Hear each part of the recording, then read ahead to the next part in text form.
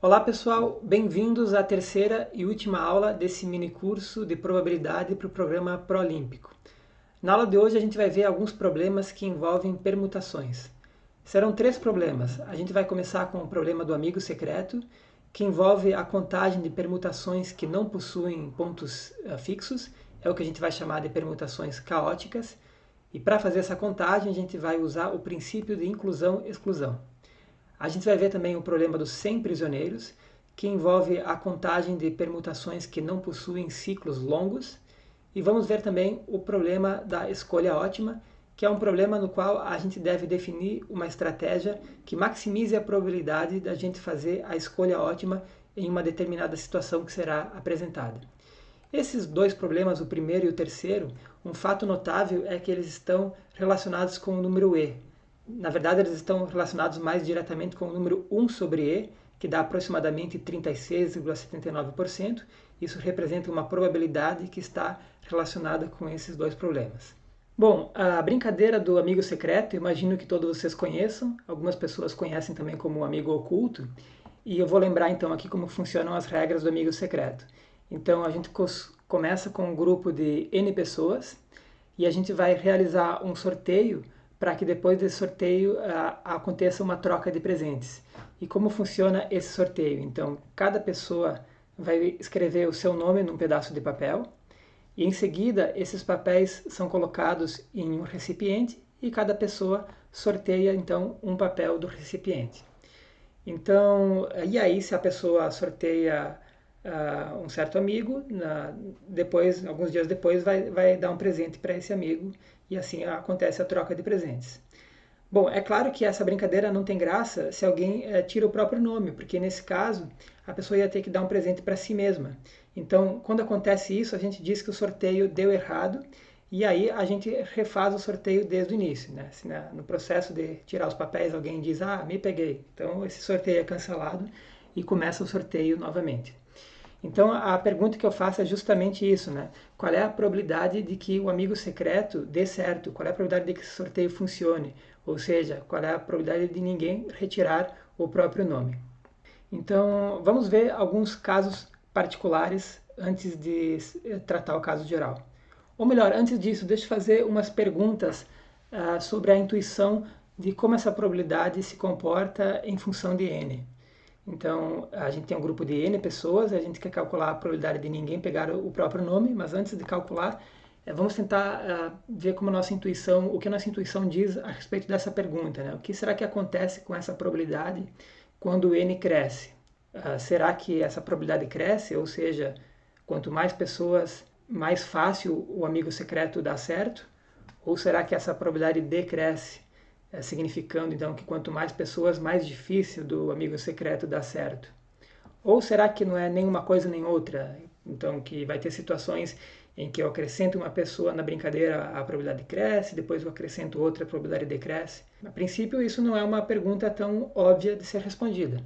Só para tornar um pouco mais concreta a pergunta, vamos olhar a seguinte situação. Onde será que é mais fácil o amigo secreto funcionar? Em qual situação?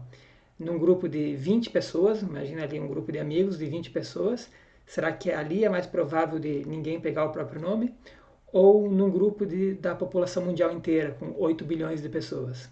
Então, por que essa pergunta, a resposta não é tão óbvia a princípio? Porque, bom, na situação do item B ali, a gente pode pensar que um indivíduo específico, quando a gente olha para uma pessoa fixa, a probabilidade de que ela sorteie o próprio nome é extremamente baixa, é uma em 8 bilhões. Então é muito difícil uma pessoa específica se pegar. Por outro lado, tem muitas pessoas na brincadeira, 8 bilhões, e cada uma tem um pouquinho de chance de se pegar. Então poderia ser que de alguma maneira essas probabilidades se somassem de um modo que a chance de que pelo menos uma nessas 8 bilhões se pegar, então a chance de que pelo menos uma se pegue talvez não seja tão baixa. Então é uma questão que não é tão óbvia e a gente vai, ao final da exposição desse problema, a gente vai saber a resposta. Bom, então, antes de tratar o caso geral, vamos analisar alguns casos particulares para entender como é que funciona o problema. Então, o primeiro caso é o caso n igual a 1. É um caso que não tem graça, né? Seria um amigo secreto com uma pessoa só. Então, qual é a probabilidade de que ela não se pegue? Bom, é zero, porque certamente ela vai se sortear, só tem ela. Tá, então vamos ver um outro caso. N igual a 2. Duas pessoas, as duas escrevem o nome no papel, colocam o nome no recipiente e vão retirar o papel. Qual é a probabilidade de que ninguém pegue o próprio nome? Bom, são duas situações que podem acontecer, né? Tentei escrever aqui numa tabelinha. Então aqui em azul seriam os participantes e em branco eu coloquei quem que o participante está pegando. Então nessa primeira linha aqui é a situação em que os dois se auto-pegam, né? O um pega ele mesmo e consequentemente o participante 2 sorteia ele mesmo também. Então esse é um cenário ruim, né? Nesse caso o sorteio não deu certo, os dois tiraram o próprio nome. A outra situação então é que ninguém se pega, eles alternam, o um pega o 2 e o 2 pega o 1. Então, nessa situação, a probabilidade de que ninguém pegue o próprio nome vai ser de 1 em 2 casos possíveis, né? Esses 2 casos possíveis são equiprováveis, então a probabilidade do amigo secreto dar certo, nesse caso 2, é de 1,5. É claro que, nesse caso, o amigo não seria secreto, porque se eu peguei o 2, eu sei que o 2 pegou o 1, né? Então, não seria amigo secreto nesse caso. Vamos ver o caso n igual a 3. Então, no caso n igual a 3, existem 6 cenários possíveis, né? Que são as 6 maneiras de eu embaralhar os números 1, 2 e 3, né? Porque cada sorteio vai definir uma permutação desses números 1, 2, 3. E essas possíveis permutações são equiprováveis, porque o sorteio é feito de maneira uniformemente ao acaso. Então, essa primeira situação, por exemplo, aqui é que todo mundo tira o seu próprio nome. É uma situação que pode acontecer. Então eu vou marcar aqui os casos ruins, né? Que quando existe alguém que tira o próprio nome. Então ali eu marquei em laranja a situação de que a pessoa está sorteando o próprio nome. Então isso invalida ali, né? 4 dos 6 sorteios possíveis e só sobram então 2 situações favoráveis. Então significa que nesse caso com 3 pessoas, a probabilidade de que o sorteio dê certo é de 2 em 6, que dá aproximadamente 33,33%. Também nesse caso, um amigo secreto com 3 pessoas não teria graça nenhuma, porque se eu sei quem eu peguei e sei que o amigo secreto deu certo, então com essas duas informações eu sei tudo o que aconteceu, eu sei quem me pegou e a outra troca de presentes também. Então, claro que para efeitos da brincadeira, 3 pessoas não teria graça. Mas para efeito da nossa análise é importante tentar entender os casos menores primeiro. Vamos tentar entender o que aconteceria com n igual a 4. Bom, para n igual a 4, a gente tem que analisar todas as ordens possíveis, e são 24 maneiras, né, de ordenar os números 1, 2, 3 e 4, e então correspondem a 24 possíveis resultados para o sorteio. E para eu não me perder nessa listagem, eu escrevi os números aqui de modo que, se eu estiver lendo eles pensando na representação decimal, então eles seriam números escritos em ordem crescente. Então eu escrevi dessa maneira para a gente não esquecer de listar ninguém. Então aqui vamos fazer uma análise bem força bruta mesmo, que é analisar caso a caso, ver se alguém se pegou, e aí então concluir quantos são os casos favoráveis e nesse total de casos possíveis, que é 24, né? Então vamos pintar ali a situação em que alguém tira o próprio nome. Então, por exemplo, aqui são todas as situações em que o participante 1 sorteia o próprio nome, né? E aqui também tem, além dele se sortear, aqui tem interseção, né? Ele sorteia o próprio nome, o 2 também se sorteia. Aqui nesse primeiro cenário todos sorteiam o próprio nome, né? Aqui nesse segundo cenário, tanto o 1 quanto o 2 sorteiam o próprio nome e o 4 e o 3 trocam presentes. Bom, então aí fazendo essa análise, a gente analisa que as únicas situações que sobram são essas que eu marquei em amarelo, que são as situações em que ninguém sorteou o próprio nome. E nesse caso, então, a gente tem 9 situações favoráveis num total de 24. Isso dá, então, a probabilidade 9 sobre 24, que é aproximadamente acho que é exatamente 37,5%. Analisando os primeiros termos, né, que a gente obteve aqui, por enquanto a gente não tem uma situação monótona, né? Com uma pessoa a probabilidade é 0, com 2 pessoas a probabilidade é 50%, então cresceu, com 3 pessoas a probabilidade é 33%, decresceu, e quando eu botei 4 pessoas, essa probabilidade cresceu novamente. Eu poderia tentar fazer a mesma análise com 5 pessoas, eu teria que analisar todas as 120 combinações possíveis, né? Essa análise à força bruta ela é inviável. Por exemplo, se eu tiver um grupo de 50 pessoas, né, fazer um amigo secreto na turma de alunos, por exemplo, é inviável essa análise à força bruta, porque o número de casos que eu teria que analisar assim, um por um seria 50 fatorial, e esse número é absurdamente grande. Só para ter uma ideia, 50 fatorial é mais do que o número de átomos do planeta Terra. Então, não tem chance da gente fazer uma análise assim, força bruta, quando o N é grande. Então, a gente tem que pensar numa maneira mais sistemática de tratar o caso geral, e não que seja listar todos os casos. Bom, a gente vai fazer isso logo em seguida, mas antes de fazer isso, eu queria adiantar aqui um comportamento que vai ter essas probabilidades. E, na verdade, esse comportamento já vai começar a aparecer logo quando a gente vê o caso n igual a 5, a gente já vai estar muito perto desse comportamento que vai ser o comportamento assintótico. E é o seguinte, a gente vai ver que essa probabilidade que a gente está calculando, que vai depender do número de pessoas que está participando, ela vai se estabilizar muito rapidamente em torno desse valor que é 36,78, 79% aproximadamente. De fato, se a gente calculasse com n igual a 5, aí, listando todos os casos, como a gente fez para n igual a 4, a gente veria que já estaríamos muito perto desse valor. Então é uma situação interessante que a gente vai ver, que a gente vai demonstrar isso, que um fato surpreendente, né, que não importa muito se eu estou fazendo um amigo secreto com 5 pessoas ou com 8 bilhões de pessoas, a probabilidade de que esse sorteio funcione é essencialmente a mesma. Não é exatamente a mesma, mas é muito, muito próxima. E o que é mais surpreendente ainda é que esse valor que está ali, 36,78, 79%, ele, na verdade, ele é o número 1 sobre E, e a gente vai ver como é que o número E surge aí. O número E, para quem... bom, aqui eu estou assumindo que quem está assistindo essas aulas talvez seja algum aluno de ensino médio, alguém que está em início de uma licenciatura e ainda talvez não conheça o número E. Nesse caso, não se preocupe, a gente vai... eu vou apresentar em seguida quem é esse número E, mas quem já conhece o número E está acostumado a ver eles em outros cenários e talvez se surpreenda um pouco com o aparecimento do número E nesse problema de probabilidade. O número E aparece quando a gente está estudando cálculo, ele é onipresente assim nos cursos de cálculo, mas aqui nesse problema de permutações ele parece um pouco surpreendente que surge esse número E. E a gente vai ver que ele surge aí. Bom, então, em seguida eu vou apresentar esse número de uma maneira breve para quem ainda não conhece, só para que perceba de onde surge esse número E. Para apresentar o número E, eu vou usar a seguinte situação. Ó. Suponha que você começa com R$1. E aí eu pergunto, um aumento de 100% é equivalente a 2 aumentos de 50%? Será que isso dá no mesmo? Bom, a resposta é não. Na primeira situação, a gente tem o R$1 inicial, mais o R$1 de aumento, a gente chega em R$2. Na segunda situação, ao ter um aumento de 50%, cada aumento corresponde a multiplicar por 1,5, né? Aumentar 50% ao valor de alguma coisa é multiplicar esse valor por 1,5. E vou fazer isso duas vezes, então, dois aumentos de 50%, a gente obtém, então, 2,25. Então, é mais do que um aumento de 100%.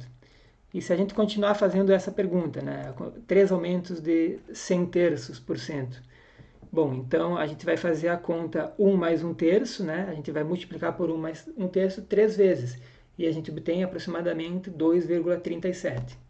E a gente pode pensar assim sucessivamente, o que acontece com 4 aumentos de 25%, então isso é equivalente a multiplicar por 1 mais 1 quarto elevado a 4, isso dá aproximadamente 2,44, e o número E está relacionado com essa sequência de valores que a gente vai obtendo. Se a gente tomar n aumentos de 100 sobre n%, a gente vai estar então multiplicando por esse número aí, 1 mais 1 sobre n elevado a n. E o número E é justamente o valor assintótico dessa sequência. Ele é definido como o limite, quando n tende para infinito, dessa expressão 1 mais 1 sobre n elevado a n. E dá aproximadamente 2,718, 28, são infinitos dígitos depois da vírgula. É possível mostrar que esse é um número irracional. Também é possível mostrar várias outras relações que envolvem esse número. É possível mostrar que esse número pode ser expresso da seguinte maneira, né? É 1 mais 1 sobre 1 fatorial, mais 1 sobre 2 fatorial, mais 1 sobre 3 fatorial, e assim sucessivamente, essa soma com infinitas parcelas. Na verdade, isso é um caso particular da função exponencial, que é quando a gente calcula e elevado a x. Isso tem essa fórmula que está expressa ali, é 1 mais x ao quadrado sobre 2 fatorial, e assim sucessivamente. E, por exemplo, em particular, quando eu coloco x igual a menos 1, eu vou obter essa expansão aqui, porque menos 1 elevado a uma potência par, a gente obtém 1, e menos 1 elevado a potência ímpar, a gente obtém menos 1. Então, a gente tem essa série alternada, que é a série que dá o número 1 sobre e. E o valor é aproximadamente 0,367879. Agora a gente vai voltar para o problema do amigo secreto e ver como esse número 1 sobre e, que é o que está ali em verde, surge naquele problema. No problema do amigo secreto, se a gente denotar os participantes por 1, 2 até n, o que a gente está fazendo, então, na verdade, é sortear uma permutação desses símbolos, ou seja, uma maneira de embaralhar esses símbolos. E pensando de outro modo, isso nada mais é do que uma objeção, uma função desse conjunto nele mesmo, que é injetora e sobreinjetora. E nesse sentido, essa função vai estar dizendo quem pega quem. Por exemplo, f de i igual a j significa que a pessoa i sorteou a pessoa j. Então, a gente vai querer fazer uma contagem. Quantas são as permutações possíveis e quantas são as permutações nas quais o amigo secreto dá certo. Bom, quantas são as permutações possíveis? Bom, isso a gente já respondeu várias vezes nesse minicurso, né? O número de maneiras de permutar n símbolos é n fatorial. E agora a gente quer saber quantas são as permutações nas quais o amigo secreto dá certo. Então, para isso, a gente vai dizer que k é um ponto fixo da permutação se f de k é igual a k. Isso significa que a pessoa k se pegou na brincadeira do amigo secreto. E naquela representação, nas tabelinhas que eu estava mostrando, significa que na coluna k eu coloquei o número k. Então, significa aí que o k sorteou o próprio nome. Essas são as permutações com pontos fixos, são permutações ruins, é o que a gente não quer. Então a gente quer contar a quantidade de permutações que não possui ponto fixo. Se a gente consegue contar a quantidade de permutações desse tipo, então a gente resolveu o problema, porque a probabilidade que a gente está procurando, que é a probabilidade do amigo secreto dar certo, vai ser o número de permutações sem ponto fixos dividido por n fatorial. E aqui eu estou usando implicitamente que cada uma das possíveis permutações, todas têm a mesma probabilidade de serem sorteadas. Isso está implícito porque o sorteio é feito, cada pessoa tirando um papelzinho uniformemente ao acaso, então isso implica que todas as possíveis permutações têm a mesma probabilidade. Essas permutações sem ponto fixo são conhecidas também na literatura como permutações caóticas. Então vamos ver como a gente pode contar a quantidade de permutações caóticas. Na verdade, vai ser mais fácil olhar por o complementar. Ao invés de contar a quantidade de permutações sem pontos fixos, a gente vai contar a quantidade de permutações com pontos fixos e depois a gente faz a subtração, n fatorial menos isso. Então vamos lá denotar por A o conjunto das permutações com pelo menos um ponto fixo. Então a primeira observação é que a gente pode escrever esse A como uma união. Se eu escrever A índice K como o conjunto das permutações em que K é um ponto fixo, então, por exemplo, A1 é o conjunto das permutações em que o 1 está fixo na primeira posição e os outros tanto faz, pode inclusive ter mais algum outro ponto fixo. Então, se eu escrever dessa forma, AK significando que K é um ponto fixo, então o conjunto das permutações com pelo menos um ponto fixo é a união desses conjuntos. Então, o nosso objetivo vai ser contar quantas permutações tem essa união. Para isso, vamos usar a anotação aqui, essas duas barrinhas, como se fosse um módulo, vai significar nas próximas páginas o número de elementos do conjunto A. Então aqui, queria chamar a atenção que não é verdade que o número de elementos do A vai ser a soma do número dos elementos de cada AK.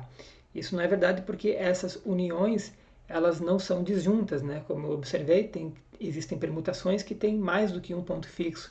Então, se a gente fizesse essa conta somando a cardinalidade é o número de elementos de um conjunto, né? Se eu somar o número de elementos de cada conjunto, eu vou estar somando com repetição.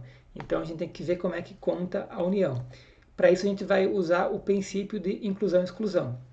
Eu vou lembrar como é que é esse princípio e vou apresentar para caso você não conheça. Então, digamos que eu tenho dois conjuntos e eu quero contar quantos elementos, estou dando essa anotação, quantos elementos tem a união desses dois conjuntos. Como que eu posso fazer?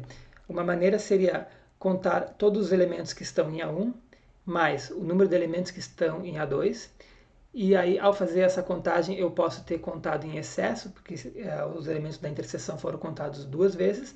Então, para corrigir essa contagem, eu subtraio o número de elementos que está na interseção, e dessa forma eu garanti que cada elemento foi contado apenas uma vez, e essa contagem estaria certa. Vamos ver o que acontece quando eu tenho três conjuntos. Então, com três conjuntos é uma ideia parecida, mas um pouquinho mais complexa. Então, eu quero contar quantos elementos estão nessa união de A1 com A2 com A3. Então, eu poderia fazer essa contagem da seguinte maneira. Primeiro, eu conto quantos elementos estão em A1. E aqui nessa representação eu coloquei o número 1 para dizer que cada elemento dessa região aí foi contado uma vez por enquanto. Agora, em seguida, eu vou somar aí a quantidade de elementos do conjunto A2.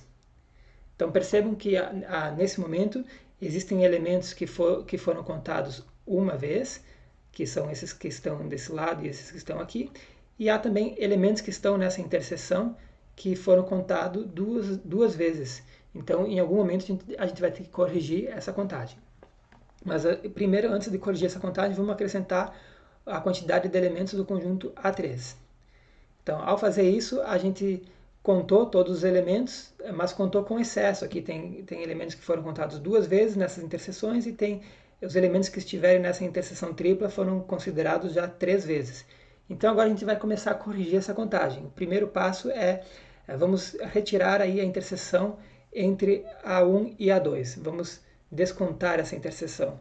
Então, se eu desconto essa interseção, o que antes estava contando aqui duas vezes e três vezes, reparem que eu estava contando aqui duas vezes os elementos aqui e três vezes aqui. Se eu retiro essa interseção, eu passo a estar contando aqui os elementos apenas uma vez, então já corrigi essa região, mas aqui ainda estou contando em excesso. Agora vamos subtrair a interseção entre A1 e A3. Ao fazer isso também a gente já corrige uma certa região aqui. Agora vamos subtrair para tentar corrigir essa contagem dupla aqui. Então, a gente quase conseguiu corrigir a contagem, só que agora aconteceu um efeito contrário, né? A gente removeu tanto as interseções que a interseção tripla a gente havia considerado três vezes, mas depois a gente subtraiu três vezes, então a gente acabou que não está considerando essa interseção. Então a gente precisa incluir novamente os elementos dessa interseção tripla, e aí sim a contagem está correta. Então essa é a fórmula para contar o número de elementos de uma união com três conjuntos. Ela funciona assim. Primeiro eu vou somar todas as cardinalidades individuais, depois eu vou subtrair todas as interseções 2 a 2, e depois eu vou somar todas, no caso é só uma aqui, a interseção tripla. E a gente tem esse princípio, se estende para quando eu tenho um número qualquer de conjuntos. Então eu vou colocar aqui como é que funciona isso no contexto geral. Quando eu tenho uma união, vou denotar assim, união K igual a 1 até N, ou seja, N conjuntos sendo unidos, o número de elementos dessa união pode ser contado da seguinte maneira. Primeiro eu somo todas as cardinalidades individuais, depois eu desconto todas as cardinalidades das interseções 2 a 2, né? Então estou somando aqui para todos os pares I e J, I diferente de J. Então aqui são todas as possíveis interseções 2 a 2. Em seguida eu acrescento todas as interseções 3 a 3 e vou alternando o sinal, menos, mais, até que no final eu esteja colocando ou removendo, dependendo da paridade aqui do N, a interseção de todos os elementos, interseção de todos os conjuntos.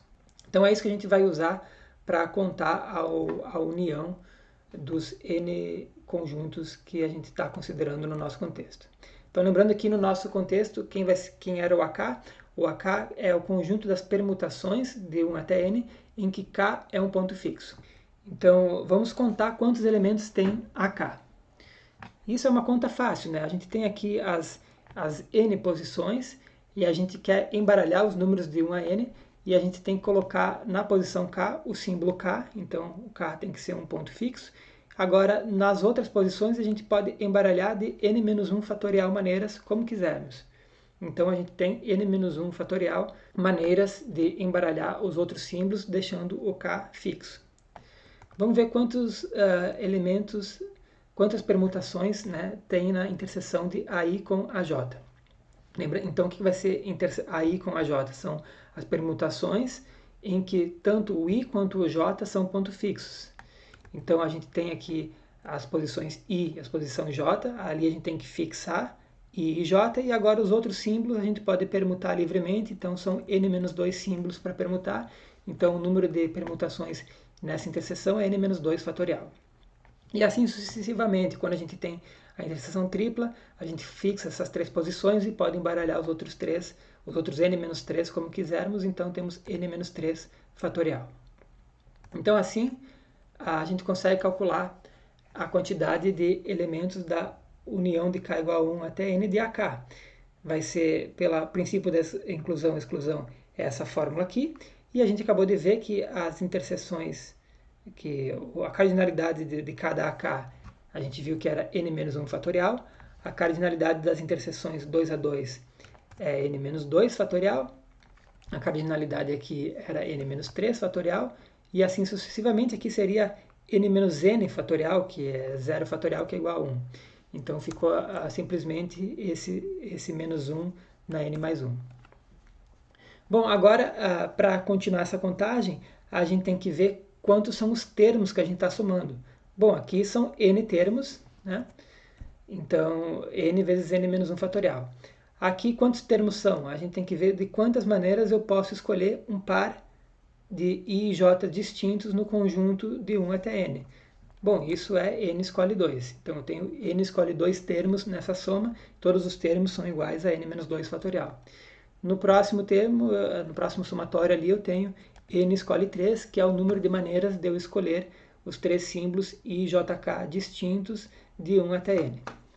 E assim sucessivamente, então, no final, o que a gente observa, né, se a gente trabalhar com esses coeficientes binomiais, a gente vai ver que a gente tem aqui n fatorial, se a gente abrir isso aqui, dá n fatorial sobre 2 fatorial sobre n-2 fatorial, esse n-2 fatorial vai cancelar, e vai sobrar apenas essa expressão que a gente tem aí.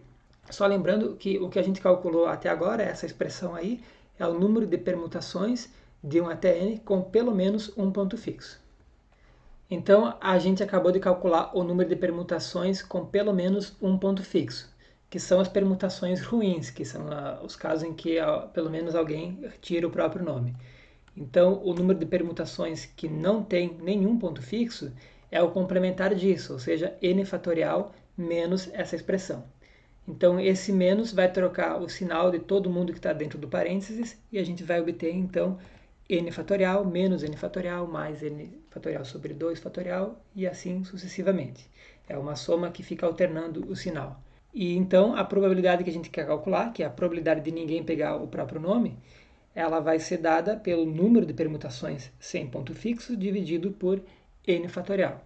E aí, esse n fatorial do denominador vai cancelar todos esses n fatoriais que a gente está vendo e a gente vai terminar apenas, então, com essa expressão aí. Então, se vocês lembrarem, esse número aí é o que havia aparecido lá no início, quando eu falei do número 1 sobre e. Essa é a série, que no caso seria a soma que dá o número 1 sobre e, mas truncada, ou seja, ao invés de eu pegar os infinitos termos, eu paro nesse termo menos 1 na n sobre n fatorial.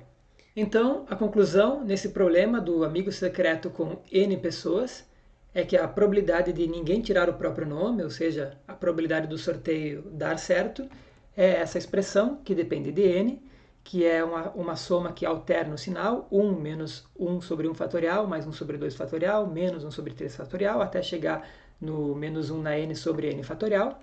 E essa expressão ela se aproxima, quando n tende a infinito, do número 1 sobre e, que é aproximadamente 0,367879 reticências. E, na verdade, essa convergência para o número 1 sobre e ela é muito rápida, e isso a gente pode observar aqui nessa tabela em que eu calculei essa probabilidade P em termos de n para os primeiros valores de n. Na verdade, a gente já havia feito lá na força bruta os casos n igual a 2, n igual a 3 e n igual a 4. Lembrem que a gente havia obtido esses 3 valores. E aqui a gente observa que para n igual a 5, a probabilidade exata de ninguém se pegar é 36,6666%. E a gente vai convergir muito rápido para esse valor 36,78. Esses dois primeiros dígitos já aparecem quando eu estou com n igual a 7, né? De n igual a 7 para n igual a 8 já fixou esses dois primeiros dígitos. Depois dá para ver aqui que do 9 para o 10 a gente já fixou também mais dois dígitos. Então, muito rapidamente a gente vai se aproximando do valor limite. E essa convergência é rápida justamente porque a gente tem aqui nos denominadores esses fatoriais que crescem muito rápido e, consequentemente, essas frações ficam muito pequenas. Então, a gente vai estar sempre colocando ou removendo uma quantidade muito pequena, e isso muda muito pouco o valor.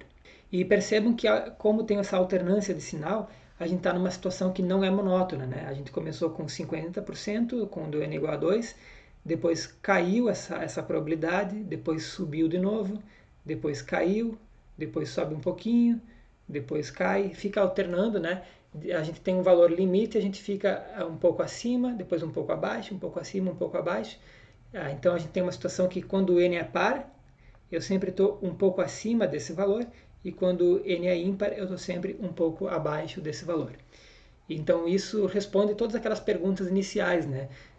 Se isso crescia ou decrescia como função de n, a resposta é nenhuma coisa nem outra, é uma situação que não é monótona, é uma situação que fica alternando.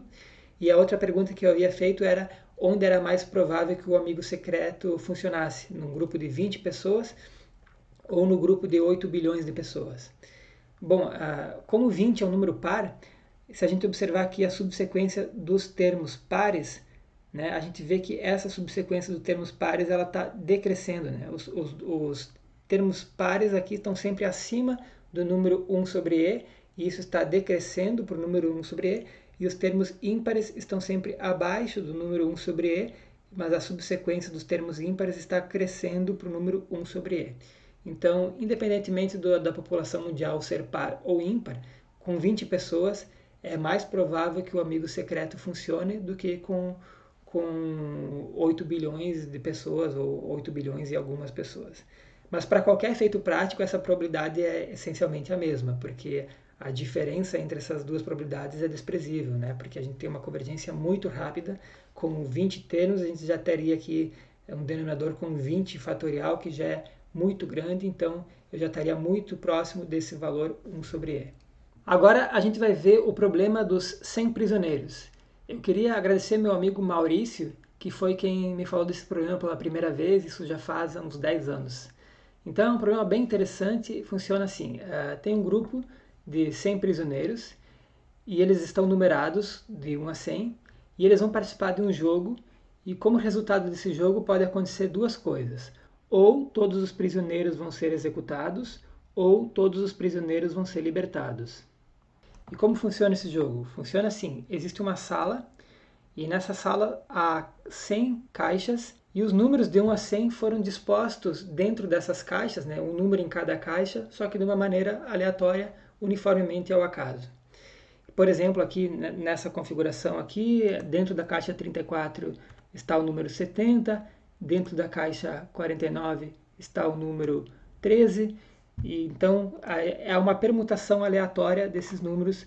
Então, por exemplo, aqui é assim que estão os números dispostos nas caixas. Só que, obviamente, os prisioneiros não sabem qual é a disposição dos números nas caixas. E o jogo consiste das seguintes etapas. Né? Na primeira etapa, o prisioneiro de número 1, ele entra nessa sala e ele tem a missão de encontrar o próprio número dentro de alguma dessas caixas, sendo que ele só pode abrir, no máximo, 50 caixas. Então ele pode escolher as caixas que ele quiser, uma após a outra, ele vai escolhendo, e se ele conseguir encontrar o próprio número, que no caso é o número 1, gastando no máximo 50 tentativas, ele conseguiu cumprir a missão dele. Então vamos ver, aqui por exemplo ela abriu uma caixa, encontrou 20, gastou uma tentativa, abriu outra caixa, gastou outra tentativa, e vai abrindo caixas, contando as tentativas, e ele não pode gastar mais do que 50 tentativas. Então aqui ele foi bem sucedido, percebo que depois de 6 tentativas ele encontrou o próprio número. Nesse caso, o que acontece é que esse prisioneiro, então ele vai ser colocado numa outra sala, isolado, sem se comunicar com ninguém, e aí ele sai e as caixas são todas fechadas, mantendo a mesma configuração. As caixas são fechadas e aí entra na sala o prisioneiro número 2. E mesma regra, ele precisa encontrar o próprio número abrindo no máximo 50 caixas. Então ele pode abrir do jeito que quiser. Por exemplo, ele pode decidir abrir todas aqui em sequência. E abrindo assim, ele encontrou, por exemplo, o seu número depois de 17 tentativas. Nesse caso, então, ele foi bem sucedido. Ele vai esperar o que acontece com os outros prisioneiros. Ele ainda não está garantido porque ele precisa ver o que acontece com todos os prisioneiros. Então, digamos que agora entrou o número 3 e ele também tem que conseguir encontrar o próprio número, ou seja, o número 3. E se acontecer dele ir tentando e esgotar todas as tentativas e não encontrar o número 3, que é o que aconteceu nessa simulação aqui, então todos os prisioneiros são executados. Aqueles que já haviam feito a sua missão corretamente vão ser executados também, e os que ainda não entraram na sala também vão ser executados. Então, quais são as restrições do jogo? Os prisioneiros, eles não podem se comunicar. Nesse dia em que esse jogo acontece, eles não podem trocar nenhuma informação. Então, não tem como um cara que já entrou na sala soprar para o que vem em seguida. Olha só, na caixa 25 tem o teu número. Não podem falar. Mas eles podem se reunir na noite anterior, sabendo que o jogo vai ser dessa forma, eles podem tentar conversar e definir alguma estratégia que talvez possa aumentar a probabilidade deles terem sucesso de sobreviverem. Primeira observação é que se eles não se coordenarem, se eles cada um jogar por si, a probabilidade deles obterem sucesso é muito pequena, né? Se cada um escolher ao acaso de modo independente, a probabilidade de sucesso é 1/2 elevado a 100. Isso porque cada prisioneiro que entra tem probabilidade 1/2 de encontrar o próprio número, isso porque ele vai abrir metade das caixas e a configuração é uniformemente escolhida ao acaso, então a chance dele encontrar o seu número é 1/2. E se todos fizerem isso de maneira independente, então a probabilidade de sucesso é 1/2 na 100, e isso é 1 sobre esse número gigante, que é um número, então, 0,000, tem vários zeros e lá, depois de muitos dígitos, aparece um 8. Ou seja, é praticamente impossível eles conseguirem sobreviver se cada um entrar na sala e tentar do próprio jeito abrir as 50 caixas e tentar achar o próprio número. Então, uma coisa que é altamente surpreendente nesse problema é que existe uma estratégia coletiva que eles podem adotar, com a qual a probabilidade de sucesso é maior do que 30%. Então, eu sugiro que você tente pensar um pouco no problema. Não é muito fácil pensar nessa estratégia. Em seguida, eu vou mostrar qual é a estratégia que dá essa probabilidade razoavelmente grande, né? 30% é muito, considerando as regras do jogo, então é uma probabilidade bem considerável de todos sobreviverem. E depois de apresentada a estratégia, aí sim não é tão complicado mostrar que a chance de sucesso não é pequena. O difícil é pensar na estratégia. E a estratégia que dá essa alta chance de sobrevivência é a seguinte: cada prisioneiro, quando entra na sala, vai abrir inicialmente a caixa que está rotulada com o próprio número. E aí, se dentro dessa caixa tiver o próprio número, ok, ela já foi bem sucedida. Caso contrário, ela vai olhar o número que ela acabou de obter e vai usar esse número como indicação de qual caixa abrir em seguida. E assim sucessivamente, ela vai repetindo esse passo 2. Né? Ela abre uma caixa, encontra o número, esse número que ela enxerga é a próxima caixa que ela vai abrir. Para deixar essa estratégia mais clara, vou exemplificar aqui com o prisioneiro número 3. Então, o prisioneiro número 3, quando entra na sala, o que ele vai fazer é inicialmente abrir a caixa número 3. Nesse caso, ele encontrou dentro dessa caixa o número 69. Eu vou estar anotando aqui o número de tentativas já gastas, nesse caso ele tentou uma vez, e vou anotar aqui também a sequência das caixas que foram abertas. Então, ele abriu a caixa número 3, gastou uma tentativa, encontrou o número 69, e a estratégia diz que agora ele deve abrir justamente a caixa do número 69. Então, abrindo a caixa do número 69, ele encontra o número 59, e a estratégia diz que agora ele deve abrir a caixa número 59. E agora, então, ele deve abrir a caixa número 46, encontrou o número 14, então ele deve abrir a caixa número 14. E aqui ele encontrou o número 100, então ele deve abrir a caixa número 100 e encontrou o número 92. E então deu para entender como funciona a estratégia. Então, vejam o que está acontecendo. A gente está criando aqui uma sequência de caixas e é evidente que em algum momento esse ciclo vai ter que se fechar. E isso porque a gente está com um número finito de possibilidades, então eu não vou conseguir sempre ter um número novo, alguma hora um número vai ter que se repetir, e não posso repetir um número que já esteja aqui dentro de alguma caixa. Por exemplo, esse número 69 esse já estava dentro da caixa 13, eu não vou achar outra caixa que contenha o número 69. E assim, o mesmo argumento vale para 59 e 46. Então, o que acontece é que quando esse ciclo se fechar, ele vai se fechar no momento em que eu encontrar uma caixa que contenha o número 3, que é o que o prisioneiro precisa obter.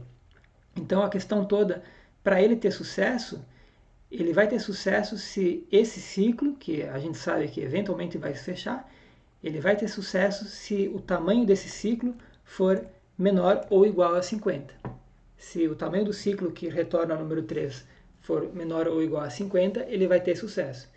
E justamente foi por isso que a gente decidiu começar com a caixa de número 3, porque dessa forma a gente sabe que o ciclo que ele está considerando contém o número 3. Então vamos continuar aqui nessa simulação. Aqui ele devia abrir em seguida a caixa 92. Abrindo a caixa 92, a regra diz que ele deve abrir em seguida a caixa 62. Abrindo a 62, ele encontra o número 13. Então, nessa simulação específica, ele obteve sucesso em 8 tentativas. É claro que teve sorte, poderia acontecer de não obter sucesso. E para entender qual é a probabilidade de sucesso seguindo essa estratégia, a gente vai estudar a propriedade dos ciclos dentro das permutações. E para ficar mais claro, vamos olhar para um caso menor, vamos considerar permutações dos números de 1 a 8. Então eu vou dar aqui um exemplo de uma permutação. Por exemplo, aqui nessa tabela eu estou dizendo que o número 1 está associado com o 7, o 2 está associado com o 4, o 3 está associado com o 6 e assim sucessivamente. Então essa tabelinha é uma maneira de representar uma permutação. Eu também poderia representar uma permutação usando uma coisa meio gráfica. Eu posso fazer um grafo aqui e fazer uma flechinha dizendo quem está associado com quem. E também poderia usar uma notação que é chamada de notação em ciclos, que é a seguinte. Eu começo, por exemplo, escolho um dos elementos ali, o número 1, por exemplo, e vou ver com quem o 1 está associado. Isso eu posso ver aqui tanto na tabela quanto nessa representação gráfica. Então, o 1 está associado com o 7, então eu escrevo 7. E agora eu vejo com quem o 7 está associado. O 7 está associado com o 5, eu vejo isso aqui na tabela, 7 está associado com o 5. E agora eu vejo o 5. O 5 está associado com o 1, então isso fechou o primeiro ciclo. Esses números 1, 7 e 5, nessa ordem, fecham um ciclo. Né? Claro que eu podia também denotar esse ciclo por 7, 5, 1 ou 5, 1, 7. Bom, mas esse ciclo não contém todos os números, ainda sobraram alguns números, então eu vou lá e olho, por exemplo, o número 2. O número 2 está associado com o 4. O 4, por sua vez, está associado com o 8. E o 8 está associado com o 2. Então, isso fecha mais um ciclo. E agora, isso fechou um ciclo, então eu vou ver quem ainda não foi considerado. Eu tenho o 3, por exemplo, que está associado com o 6 e vice-versa. O 6 está associado com o 3, então isso fecha um outro ciclo de tamanho 2. Então, essa é uma outra maneira de denotar permutações. A gente escreve os ciclos entre parênteses e dá para ver aqui que não é a única maneira de denotar uma permutação com essa notação de ciclos. Eu poderia trocar os ciclos de ordem nessa escrita e poderia também, dentro da permutação, dentro de cada ciclo, escrever de maneira diferente a como eu vou representar esse ciclo. Por exemplo, eu poderia, ao invés de escrever 175, eu posso escrever 751 e isso representa o mesmo ciclo. Na verdade, se um ciclo tem tamanho k, existem k maneiras diferentes de representar esse ciclo. E claro, eu também posso trocar os ciclos de ordem. Então, só para dar um outro exemplo, vamos ver aqui uma outra permutação. Essa outra permutação dos números de 1 a 8, descrita tanto pela tabela quanto aqui pelo gráfico. ela, em notação de ciclos, seria dessa maneira. A gente tem um grande ciclo formado por todos os números com exceção do 6, e já o 6 forma um ciclo de comprimento 1. Isso é um ponto fixo, né? O caso que a gente estava estudando antes, no problema do amigo secreto. Voltando agora ao problema dos prisioneiros.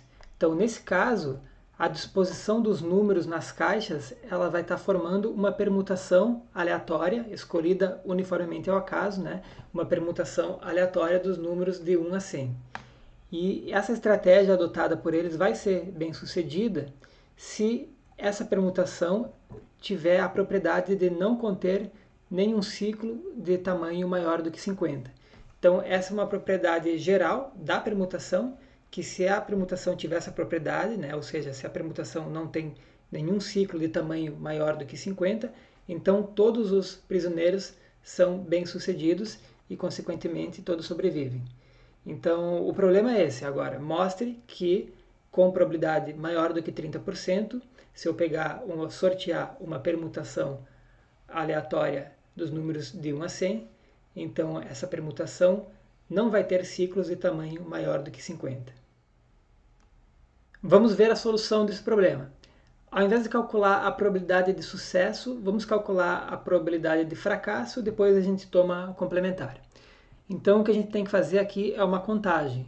A gente tem que contar, né, no conjunto de todas as permutações possíveis, quantas têm a propriedade de ter ciclo maior do que 50. Então, a primeira observação é que uma permutação dos números de 1 a 100, ela vai ter no máximo um ciclo de tamanho maior do que 50. Não tem como ter dois ciclos de tamanho maior de 50, porque isso daria mais do que 100 símbolos. A gente tem só 100 símbolos para permutar. Então, tem no máximo um ciclo de tamanho maior do que 50. Então, para algum K, que vai ser 51, 52 ou até 100, vamos contar agora aqui qual é o número de permutações com ciclos de tamanho K. Depois a gente soma isso em K e vai ter o total, que é o número de permutações com ciclo maior do que 50. Como é que a gente conta o número de permutações que tenha um ciclo de tamanho K? A gente tem que pensar de quantas maneiras a gente pode permutar os números de 1 a 100, de modo que elas formem um ciclo de tamanho K.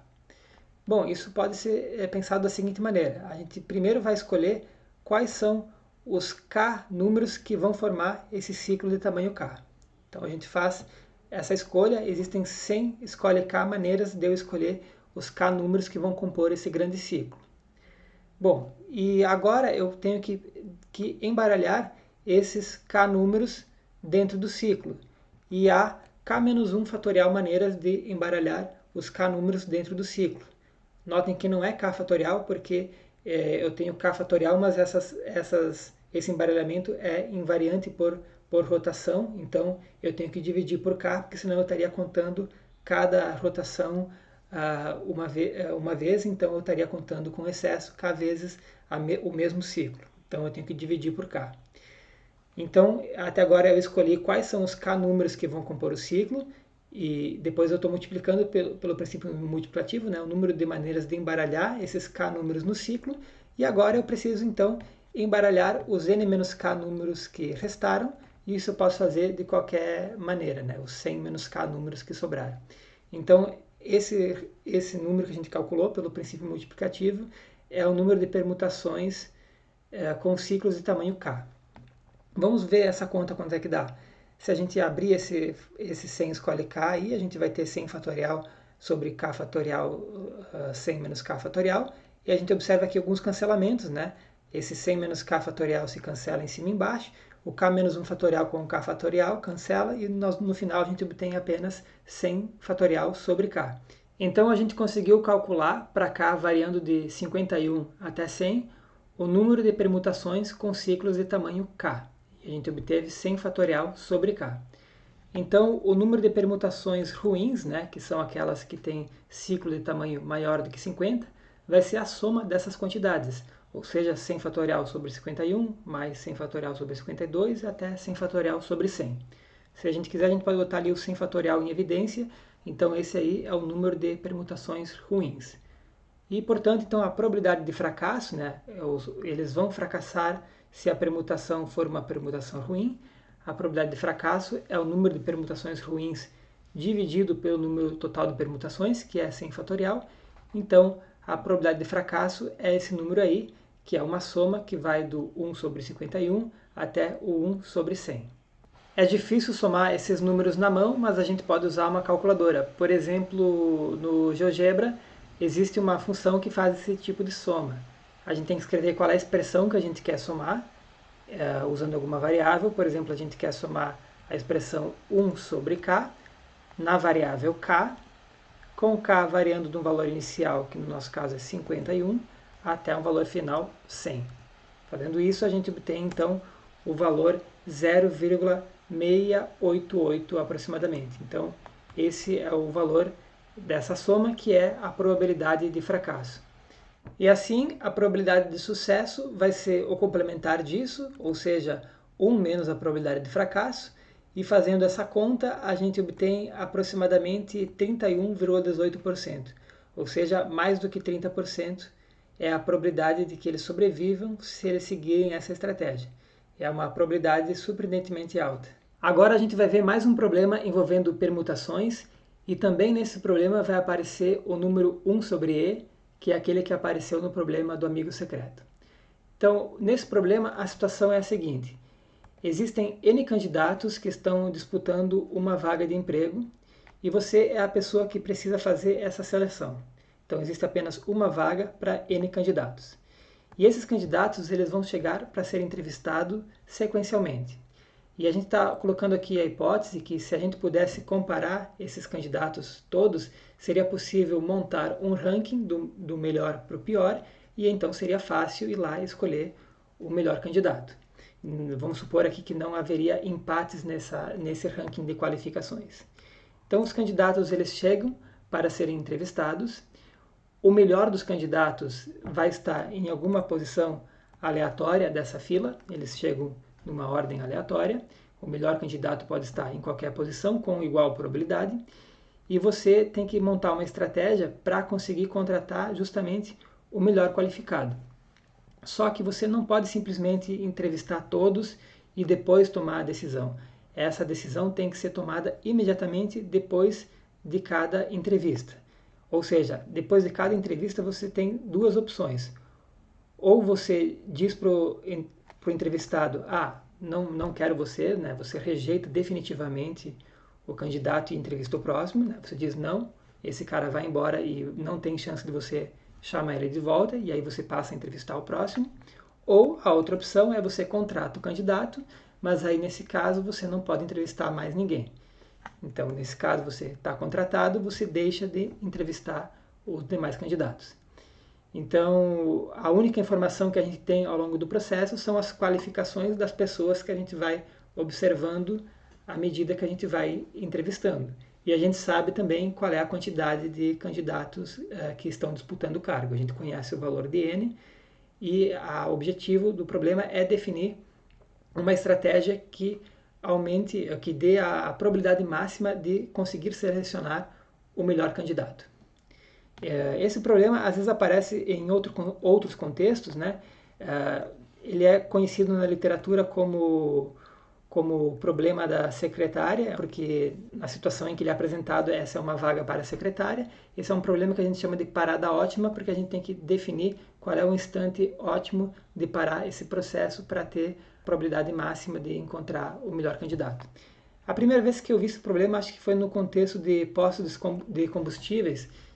A situação era a seguinte: você está andando por uma estrada, você vai ter que abastecer em algum momento nessa estrada e você sabe que vai encontrar N postos de combustíveis no caminho, e você quer definir uma estratégia que maximize a probabilidade de você encontrar o posto mais barato.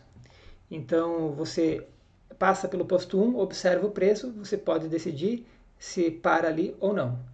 Aí se você não para, você segue a viagem, vai para o posto 2, e aí você pode decidir se abastece ali ou não.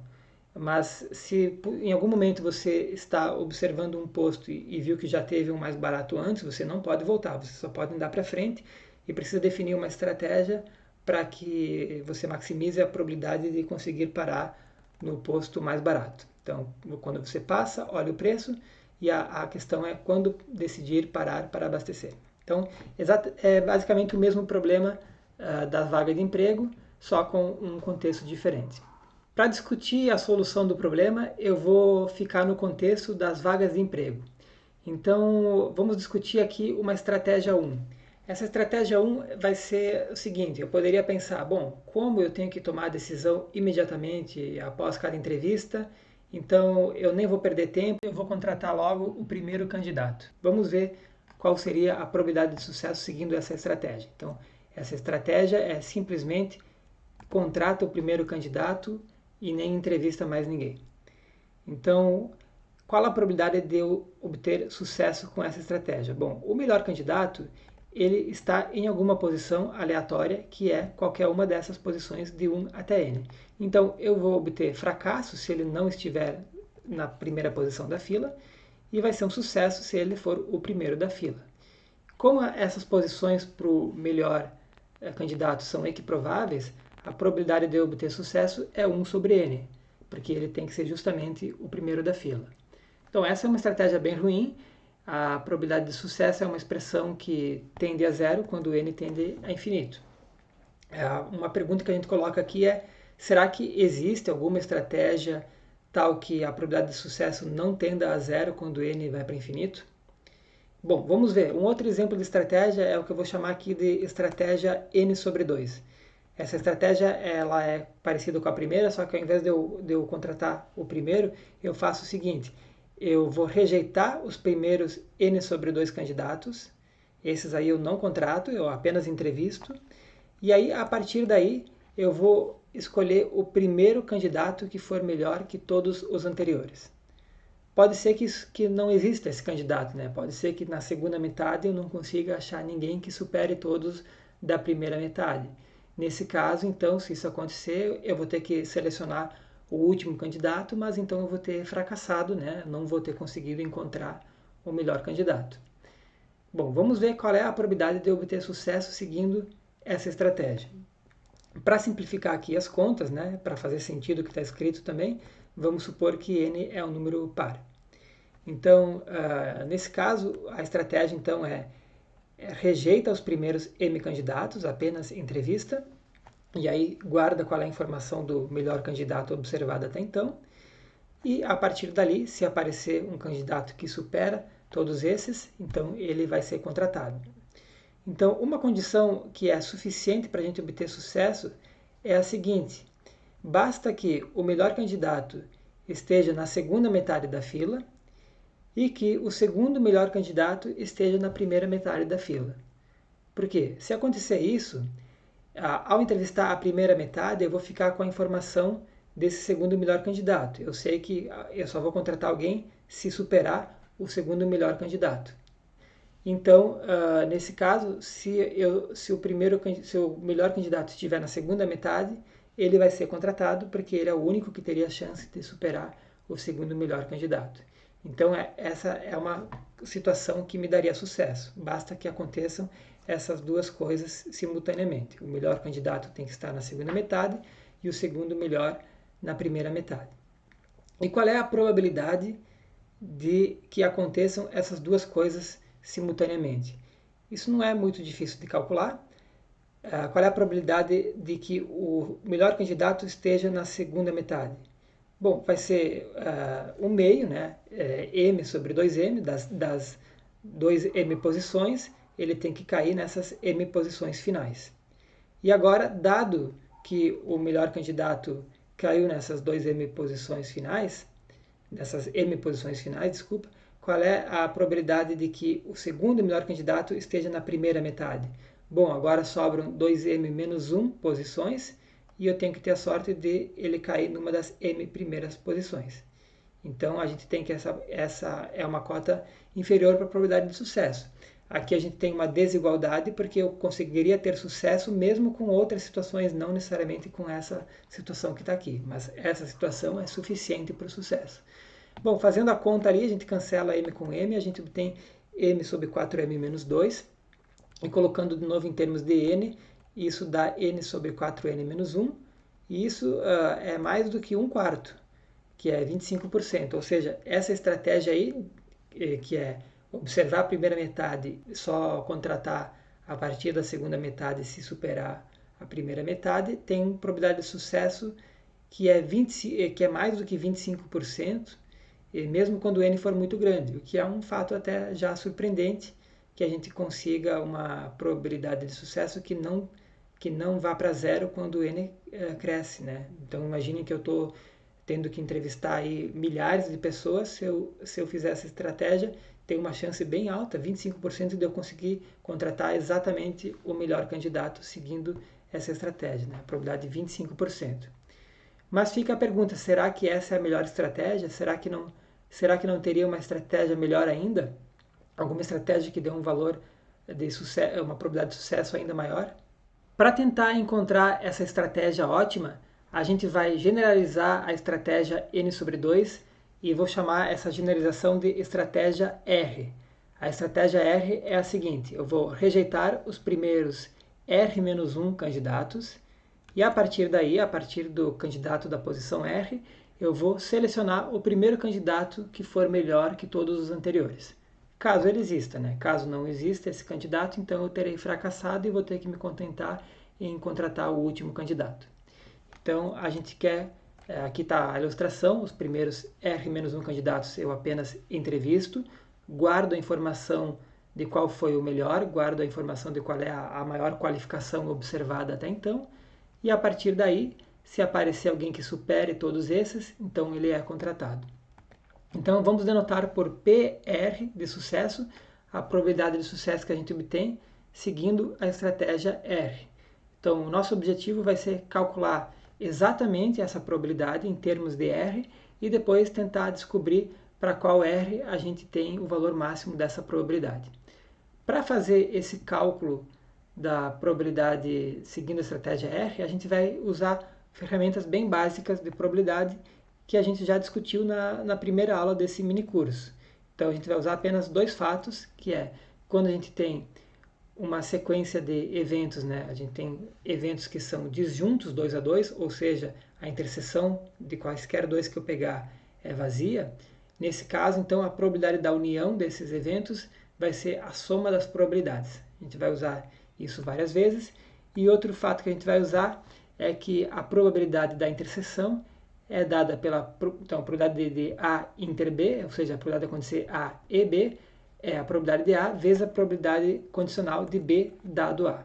Então, usando esses dois fatos, a gente vai conseguir calcular a probabilidade de sucesso seguindo a estratégia R. E aí, no passo seguinte, a gente vai tentar otimizar isso para encontrar o ponto ótimo de parada. Para calcular a probabilidade de sucesso segundo a estratégia R, a gente vai decompor o evento sucesso numa união de eventos mais simples, onde a gente consegue calcular essa probabilidade. Então, eu obtenho sucesso se eu seleciono o melhor candidato. Então, eu posso decompor isso da seguinte forma. Eu obtenho sucesso se eu seleciono o candidato K e K é o melhor candidato. E aí eu tomo a união sobre todos os possíveis valores de K. E essa união, claramente, é uma união disjunta, porque se K é o melhor, não pode ser J o melhor, né? Então essas informações seriam contraditórias. Como eu tenho uma união disjunta, a probabilidade da união pode se escrever como a soma das probabilidades. Então eu tenho que calcular a soma dessas probabilidades. Percebam que quando K é um número menor do que R, essa probabilidade que está ali, esse termo, a probabilidade de K ser o melhor e K ser o selecionado, vai ser zero, porque eu não seleciono ninguém antes do instante R, né? Os primeiros R-1 candidatos, pela minha estratégia, vão ser rejeitados. Portanto, nessa soma ali, que começa com K igual a 1 até N, eu posso descartar os R-1 primeiros termos, porque eles são iguais a zero, e eu vou somar a partir de K igual a R. E agora, para calcular cada termo ali, eu tenho uma interseção, né? A probabilidade de K ser o melhor, interseção, K é o selecionado. Eu vou calcular a probabilidade dessa interseção usando a fórmula que relaciona isso com probabilidade condicional. Então, eu vou escrever isso como a probabilidade de K ser o melhor vezes a probabilidade de K ser o selecionado, dado que K é o melhor. Notem que aqui, nessa primeira probabilidade, eu até nem coloquei o subíndice R, O subíndice R eu coloquei aqui para indicar que a gente está seguindo a estratégia R. Mas a estratégia que a gente está seguindo não influencia em qual vai ser o melhor. Essa estratégia apenas influencia em qual a gente vai selecionar. Então, a probabilidade de K ser o melhor, ela é uma probabilidade fixa que só depende da aleatoriedade da configuração, da permutação que vem na fila. Inclusive, esse número a gente sabe calcular. A probabilidade de K ser o melhor é 1 sobre N, porque o melhor vai estar em qualquer posição da fila com igual probabilidade. Então, a gente chegou nessa situação, a gente quer calcular a soma de K de R até N de 1 sobre N, vezes a probabilidade de K ser o selecionado, dado que K é o melhor. E vamos ver como a gente pode calcular, então, cada termo dessa soma. Então, assumindo que K é o melhor, né, a gente tem esse condicionamento, então a gente vai assumir que K é o melhor e calcular, então, a probabilidade condicional de K ser o selecionado. Então, para isso, a gente vai descrever uma situação que é necessária e suficiente para K ser o selecionado, dado que ele é o melhor. E essa condição necessária e suficiente é o seguinte, então K vai ser o selecionado se e somente se o melhor candidato até a posição K-1 esteja entre as posições 1 e R-1. Então vamos tentar entender por que essa é a condição necessária e suficiente. Então primeiro vamos assumir que essa situação se verifica e vamos mostrar então que nessa situação K é o selecionado. Bom, se a gente está nessa situação, então o melhor candidato que eu vou observar até a posição K-1, que é esse cara que eu estou pintando de azul, ele está aqui entre as posições 1 e R-1. Então eu não vou selecionar ele por causa da minha estratégia R. A estratégia R diz que eu não seleciono ninguém nesse retângulo laranja que vai das posições 1 até R-1. Então eu não vou selecionar ele e a partir daí eu vou selecionar o primeiro candidato que superar ele, né? Agora, aqui nesse intervalo que vai de R até K-1, ninguém supera ele, porque eu estou assumindo que ele é o melhor até a posição K-1. Dessa forma, quando eu chegar na posição K, como eu sei que K é o melhor, o K necessariamente supera esse candidato e aí ele vai ser selecionado. Então, assim, eu mostrei que essa situação garante que K é o selecionado. E é fácil ver que essa condição é necessária e suficiente, porque para ver que ela é necessária, observem que se o melhor estivesse aqui numa outra posição, né, se o melhor entre a posição 1 e K-1 não estivesse aqui entre os R-1 primeiros, então aconteceria de ele ser selecionado ou até mesmo algum candidato anterior. E aí então teria fracasso. Então, se o melhor candidato entre a posição 1 e K-1 cair nessa região que vai de R até K-1, eu vou fracassar. E se ele cair do 1 até o R-1, aí eu vou ter sucesso. Então, assim a gente consegue calcular a probabilidade de sucesso, né? A probabilidade de K ser selecionado, dado que K é o melhor. E é simples, porque é justamente calcular a probabilidade de que o melhor até a posição K-1 esteja entre 1 e R-1. Bom, esse candidato aí, que é o melhor até a posição K-1, ele tem igual probabilidade de cair em qualquer uma dessas posições de 1 até K-1. Então, das K-1 posições possíveis, eu tenho R-1 posições favoráveis para a gente ter a situação de que K é o selecionado. Então, a probabilidade disso acontecer, do melhor até K-1 estar entre a posição 1 e R-1, é R-1 sobre K-1. É o casos favoráveis sobre os casos possíveis. Bom, então a gente conseguiu calcular cada termo daquele somatório e a gente pode substituir agora isso lá em cima e a gente obtém então uma fórmula explícita, né? Em termos desse somatório, a probabilidade de sucesso segundo a estratégia R é 1 sobre N vezes a soma de K indo de R até N de R-1 sobre K-1. Então vamos manipular um pouco essa expressão. A gente pode passar esse termo R-1 que não depende de K para fora do somatório e pode também fazer uma mudança de índices ali e vai enxergar então R-1 sobre N, a soma indo de K igual a R-1 até N-1 de 1 sobre K. Então ali temos a probabilidade de sucesso. Essa fórmula na verdade não funciona para R igual a 1, porque eu teria ali uma divisão por zero, tenho 1 sobre, daria 1 sobre 0, mas a gente já viu que para R igual a 1 a estratégia que é a estratégia que consiste em não rejeitar ninguém, né? Ou seja, parar no primeiro candidato, e isso a gente já tinha calculado que a probabilidade de sucesso é 1 sobre N. Vamos ver essa fórmula funcionando em um exemplo concreto. Por exemplo, vamos supor que n é igual a 6.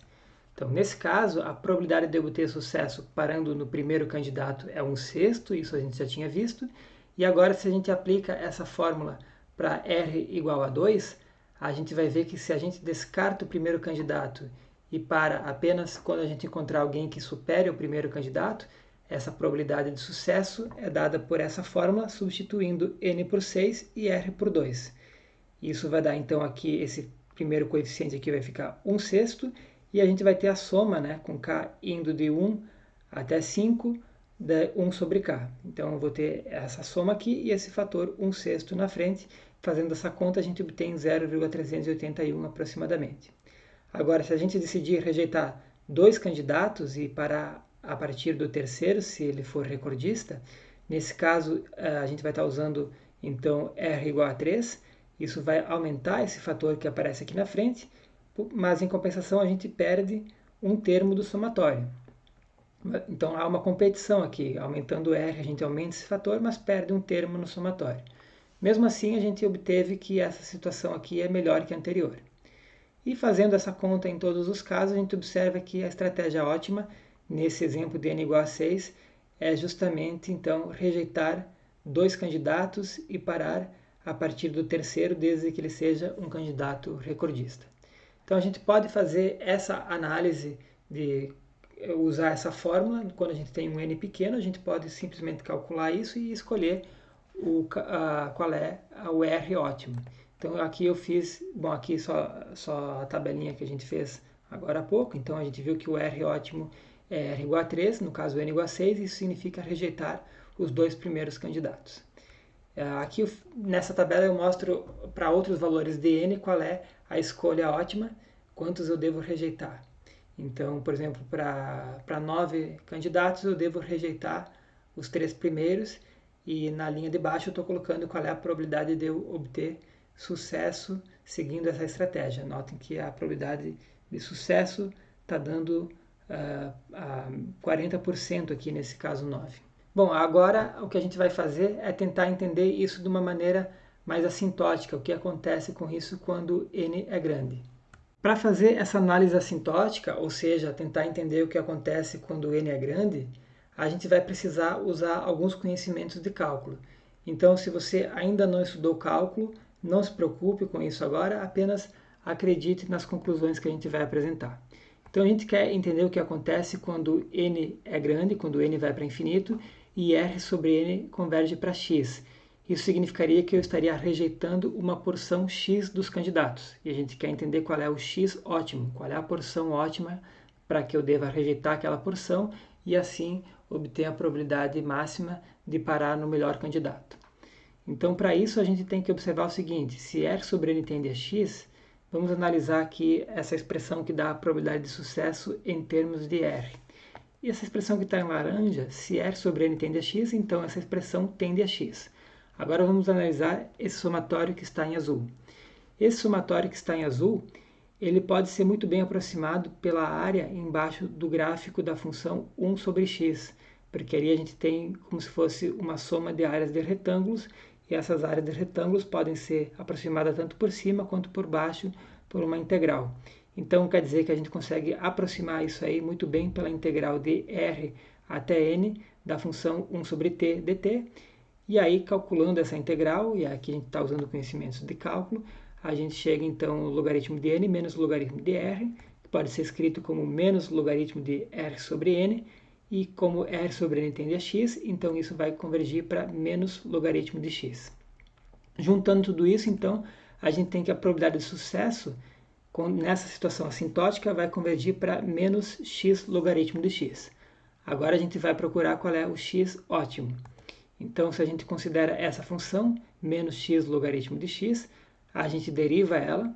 Derivando e igualando a zero, a gente vai encontrar o ponto crítico, que é x igual a 1 sobre e. E fazendo o teste da segunda derivada, a gente vê que esse cara é um ponto de máximo. Então, aqui está o gráfico dessa função, f de x, e a gente observa, então, que a estratégia ótima, né, que vai ser justamente rejeitar uma porção 1 sobre e dos candidatos. E além disso, a probabilidade de sucesso nesse caso também vai ser 1 sobre E. Então, isso é o que a gente encontra assintoticamente. E de fato, podemos mostrar que essa é a estratégia ótima que funciona para todo N. Resumindo, a estratégia ótima é entrevistar os primeiros N sobre E candidatos, isso dá aproximadamente 36,7% de N, rejeitar todos eles e então escolher o primeiro candidato que for melhor que todos os anteriores. É claro que N sobre E não vai ser um número inteiro, então a gente vai ter que fazer um arredondamento. A gente vai arredondar esse número ou para cima ou para baixo, e a estratégia ótima às vezes leva em conta o arredondamento para cima e às vezes o arredondamento para baixo. Por exemplo, aqui com 1.000 candidatos, N sobre E dá 367,8 e a estratégia ótima consiste em rejeitar 368 candidatos e a probabilidade de sucesso é 0,368. Já quando N igual a 10, a estratégia ótima consiste em rejeitar 3 candidatos e N sobre E é 3,6. Então aqui a gente fez um arredondamento para baixo, a probabilidade de sucesso é 0,399. Então, claro que quando N é grande, vai fazer muito pouca diferença se a gente está arredondando N sobre E para cima ou para baixo, porque isso só vai fazer diferença entre entrevistar um candidato a mais ou a menos, e quando N é grande, isso interfere muito pouco na probabilidade de sucesso. Então, essencialmente, a mensagem é entrevista aos primeiros 36,7% de N e a partir daí escolhe o primeiro que for melhor que todos os anteriores. Então assim a gente conclui esse mini curso de probabilidade. Espero que tenham gostado. Eu vou deixar para vocês uma lista de algumas referências que eu usei para preparar essas aulas. Então era isso, pessoal. Até mais!